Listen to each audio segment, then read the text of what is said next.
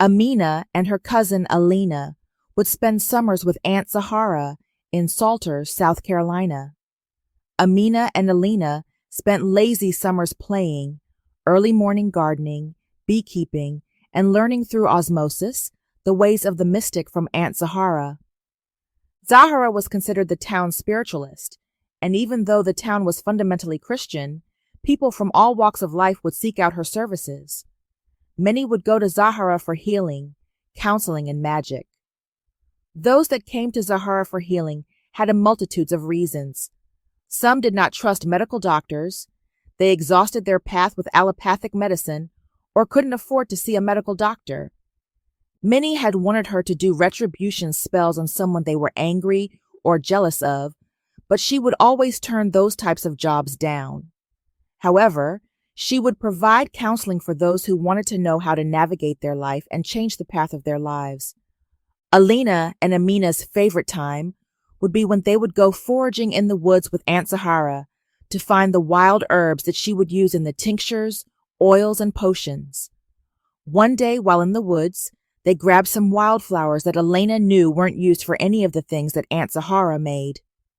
"Aunt Zahara, why are you getting the Indian pipe plant? I know that you don't use any of it in your herbs," Alena asked. Aunt Zahara smiled, then said, "I use the Indian pipe plants for the ancestral altar. I'm giving it to our ancestors." Alena had a look of confusion, and then asked, "Why would we be getting anything for our ancestors? Aren't they dead?" Aunt Zahara paused and looked at Alena and Amina. Just because they are no longer in this life doesn't mean that they stop existing. There is more life that we are not seeing. People often come to me to communicate with their loved ones who have crossed over. Always remember, girls, that there is more to life than what we see with our eyes. Amina asked, "Does that mean the dead are not dead?" Everything in this life, this domain, is only here temporarily. Everything that is considered living transforms or transitions to something else, including people. That means the reality that we experience isn't where everything begins or ends. This is a place that life is transiting through, and when here, we don't see all of the life that is happening around and to us. However, our ancestors who are connected to us are able to see more and are able to protect us from some of those things we can't see, Zahara answered. Amina and Alena looked at Zahara with expressive faces of awe as they took in the information. "Sit with what I've shared with you," Zahara said, continuing walking out of the woods to the house.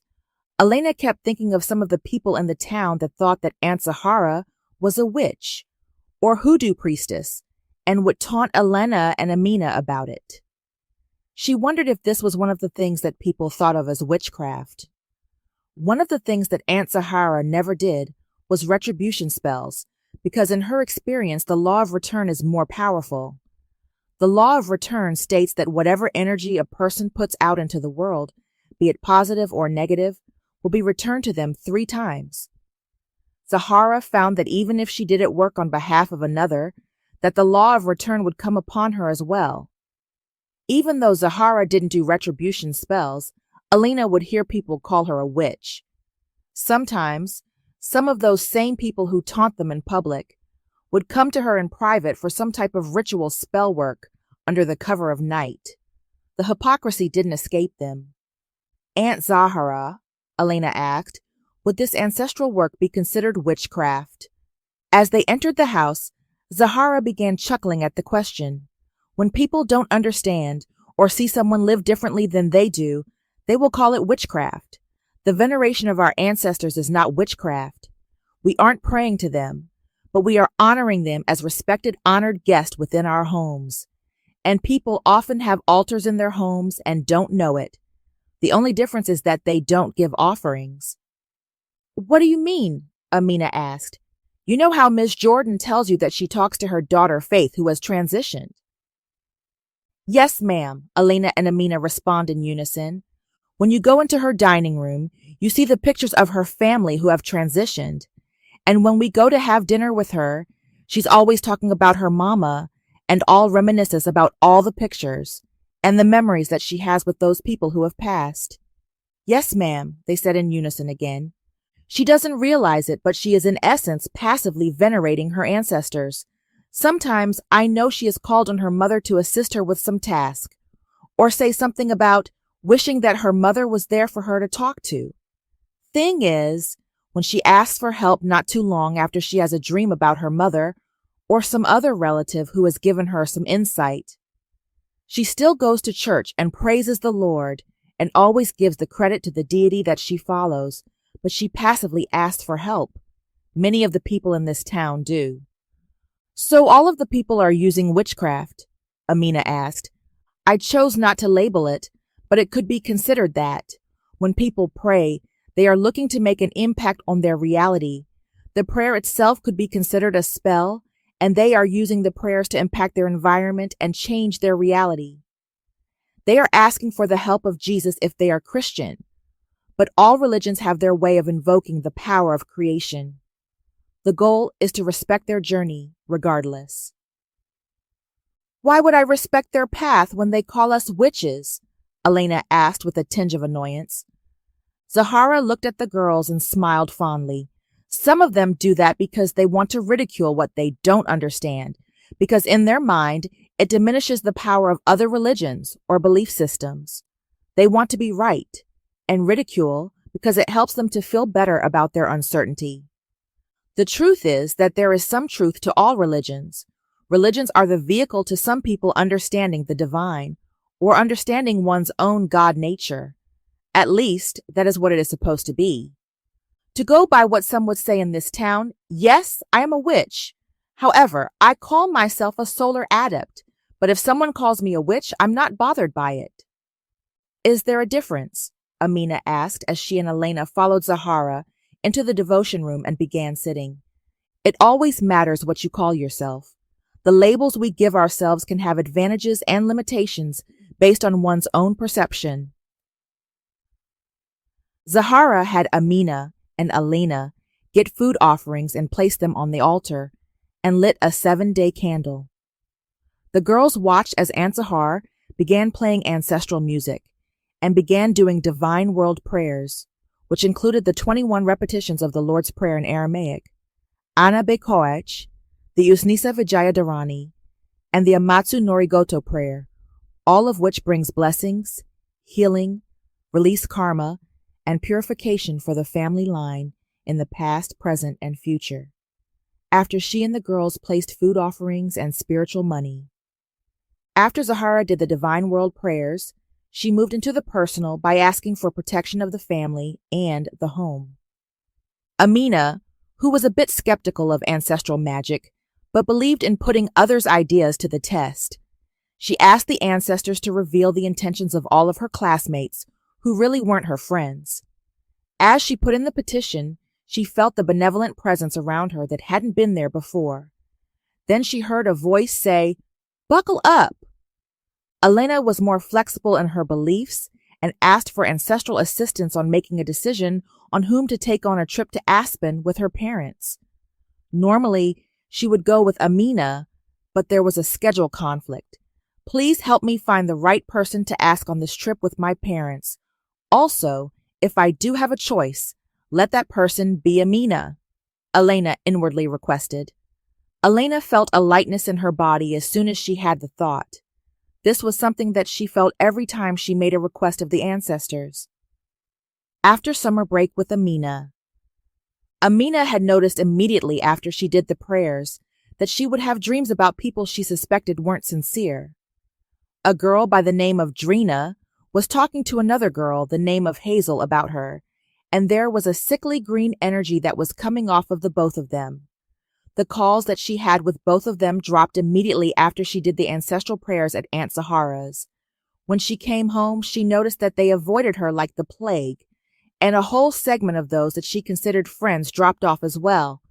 When it was all said and done, she came home and only 2 people were left in her friend group. At first, she wondered what was going on, but then had a talk with Aunt Zahara.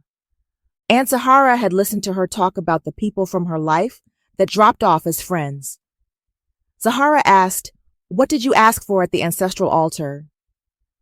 I asked the ancestors to clear out people who weren't really my friends and bring in people who really like and care about me, Amina answered. But I didn't think that almost all of the people that I knew were going to be cleared out. Zahara tried to hide the amusement because she could tell that Amina was upset by the outcome.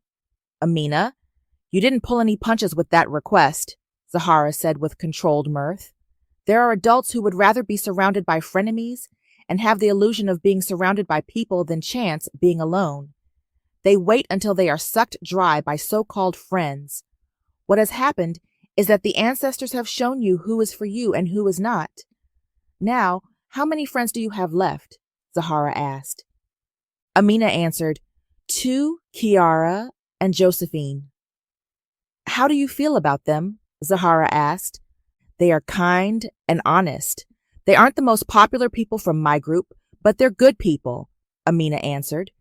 Baby, you asked for substance over style for your friend group, Zahara explained.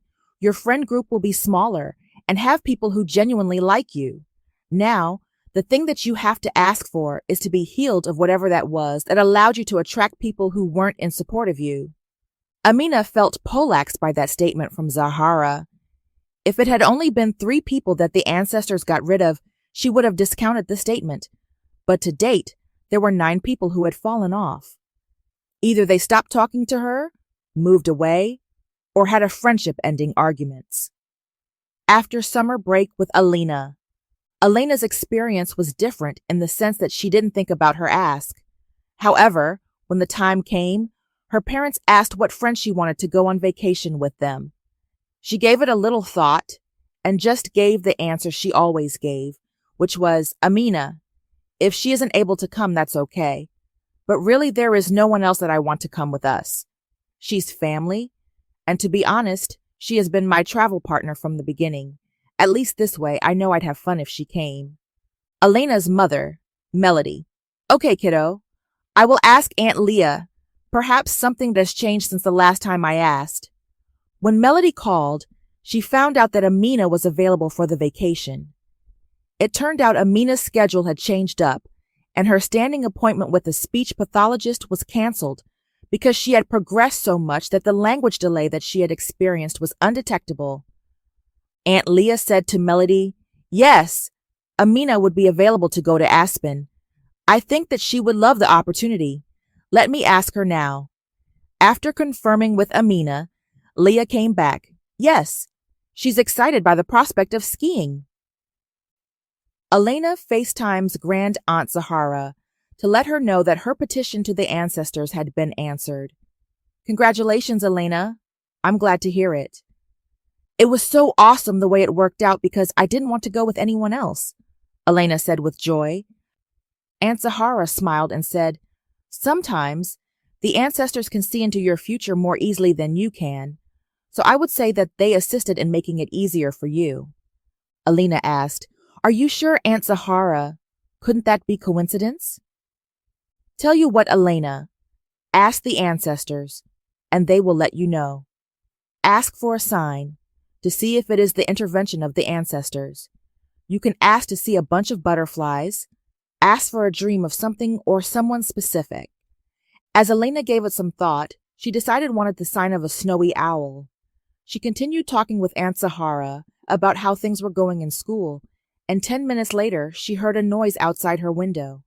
When she looked up, she saw a large snowy owl with its wings spread out.